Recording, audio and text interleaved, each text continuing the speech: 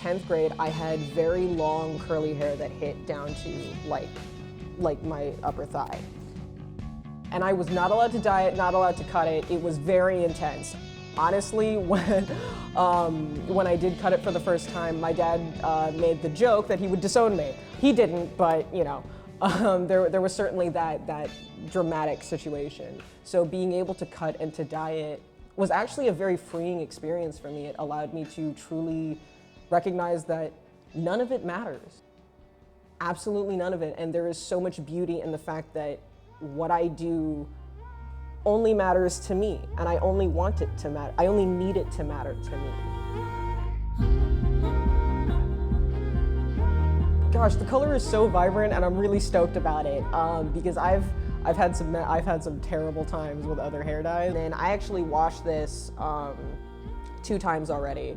It's still really vibrant with that, so I'm assuming this will last for a while, like just because with 2 washes and it still looks very green, and I'm very stoked about it. Hair is such a temporary thing that it is beautiful that we can mess with it in the way that we do, because it gives us that freedom to really test limits and boundaries on what we want to do. I realize I'm getting very philosophical about this, I'm sorry. I'm like in a mood, I can't explain it. Hair is just hair. It grows back. It changes constantly, and you as well. End of middle school and beginning of high school was when I started identifying as non-binary. I would dress very specific, opposite to like my birth gender and whatnot, and people had a huge issue with that. It caused me a lot of problems during that time. But what was really cool was with that I also had a lot of support. And I very quickly realized that like, yeah, there were gonna be some people that like had a huge issue with it, but the overwhelming majority of people just kind of let me do my thing, let me do whatever I wanted. I mean, right now definitely feels like kind of like a darker David Bowie.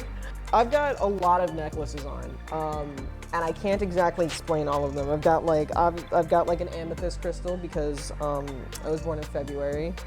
I've got all these rings. This one's an abalone shell, which is really neat. I don't remember where I got that one. Then I have this shirt, which I got. He has a rack in a coffee shop parking lot. And he was like, I designed these clothes. And I was like, that's awesome.